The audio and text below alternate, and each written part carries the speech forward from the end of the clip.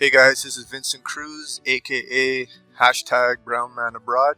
I have a photo here in front of you of a kitchen in Costa Rica. I took this photo a few years ago on Christmas Day, actually in 2013, and I like this photo because of the fireplace.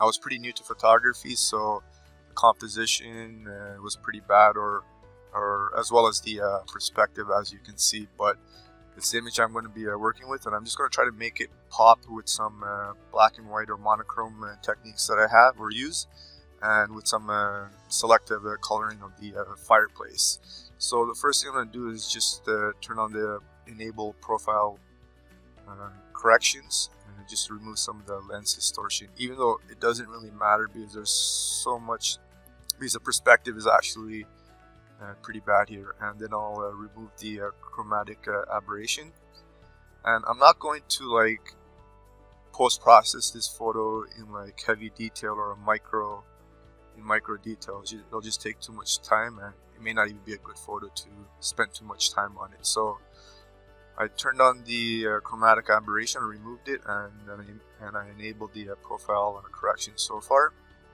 And now I'm just going to remove some of the noise. I did take this shot at 3200 just because it was a little bit dark inside, even though there's a fireplace as well as some sunlight shining through. But let's remove some of the noise here. Okay, so I'm just zooming in at about 400%. Let me take the luminance, remove the light noise here. Let me see. I think 35 is good for now. I'll leave the color noise at 25. The detail, I'll just leave it at the default. I will add some sharpening or edge sharpening. So I'll hold the Alt or the Option key and drag the masking slider to the right, just for a little bit of edge sharpening. Then I'll increase it to about 46. Let's see the before and after. Alright, it does look much better. Obviously there's still a lot of noise or whatnot here, but that's okay. Or it could just be the sharpening detail. Let's take a look at the before and the after. Okay, that looks good. So now I'll take this photo into Photoshop.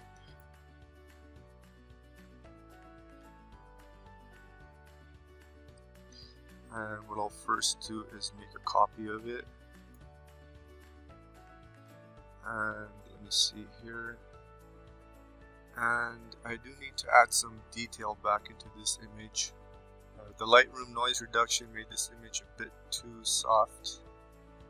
So what I'm going to do is take this into a Topaz filter, or the Topaz Details filter. And with a Topaz Detail filter, you don't necessarily have to use it.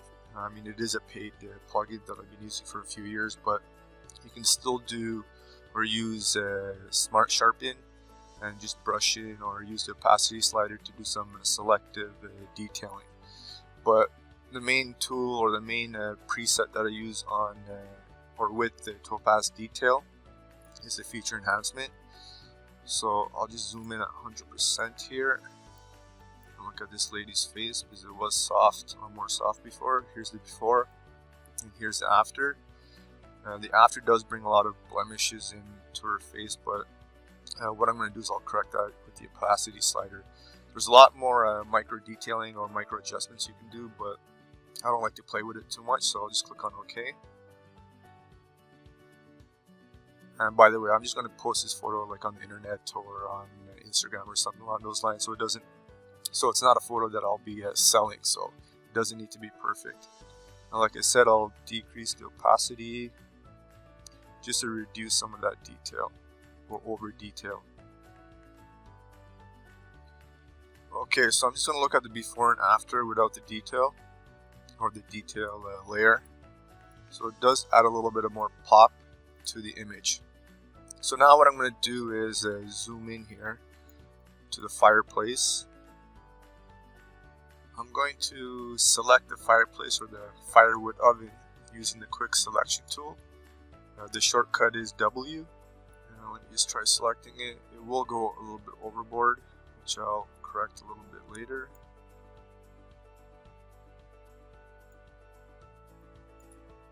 Select this, unselect that. So what I'm doing is holding the Alt or the Option button to remove some of the selection using the quick selection tool here. You'll see the negative sign on it, and if I let go, there's a plus sign, and that just adds to the selection.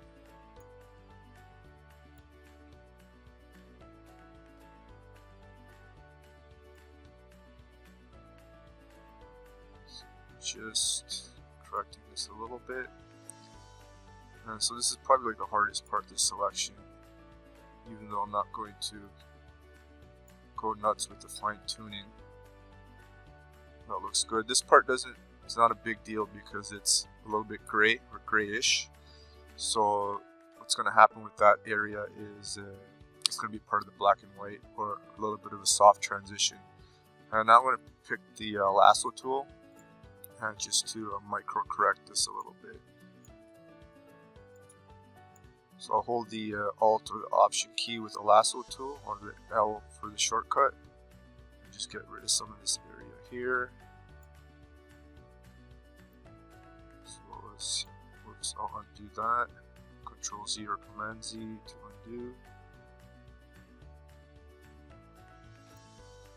Okay, that looks good. This isn't a big deal. I don't really think that's a big deal.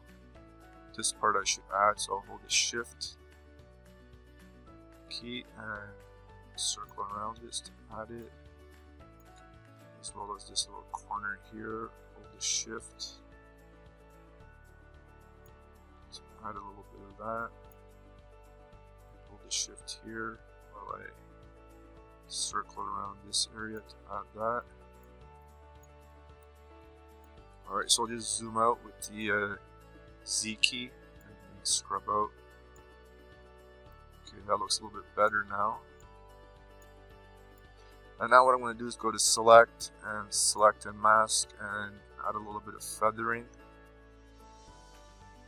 as well as use a Smart Radius.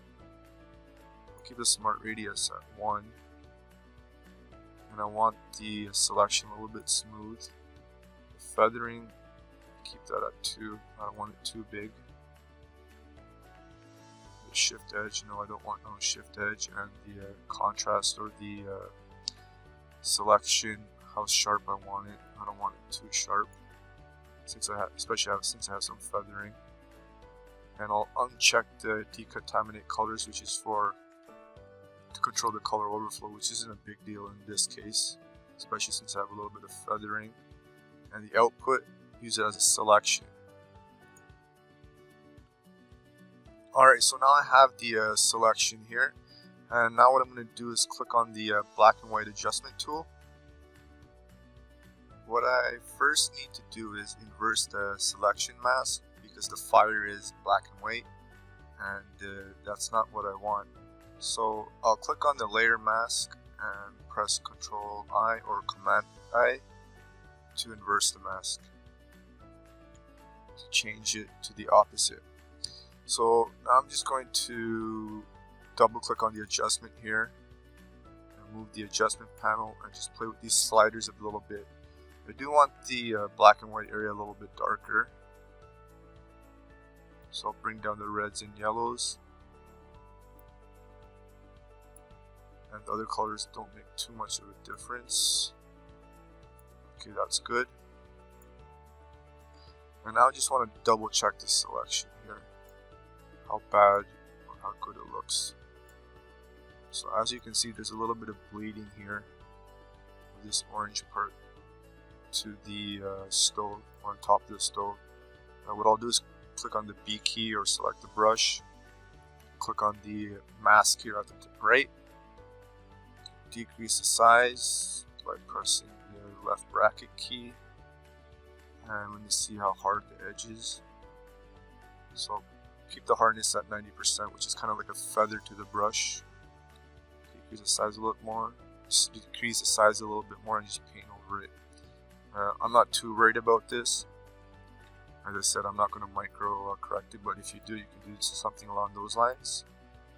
And now what I want to do is decrease the midtone. So I'll click on the curves adjustment tool, decrease the midtones a little bit here, and then I'll just rename this curves tool first.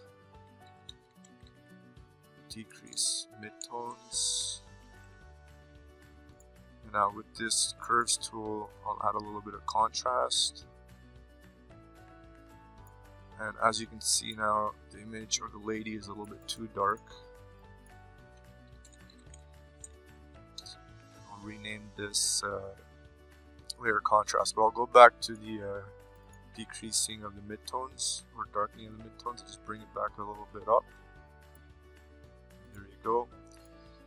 This part here on the left hand side, it's really bothering me because it's just blown out, so I'll decrease the exposure there. And then with this mask, I'll inverse it by pressing Ctrl I or Command I and making the whole mask black. And black conceals, I guess, and white reveals. So now I'll go to the brush tool by pressing B, increasing the size, and you can see it's on white right now. So I'm going to brush over this area of the brush. Actually, let me undo that and turn its hardness to 0. Now let me brush over it and increase the size a little bit here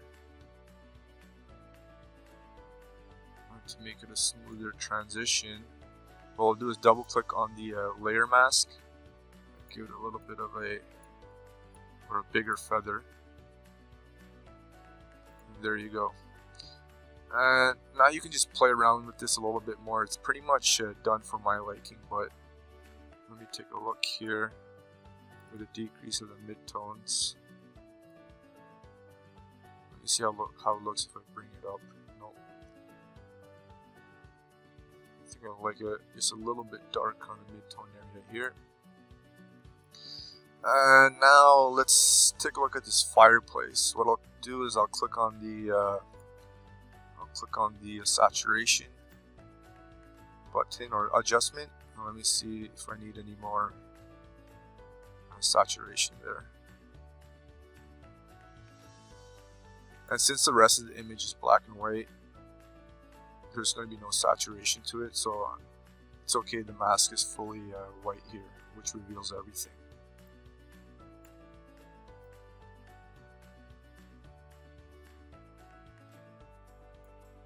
Okay, and that's about it.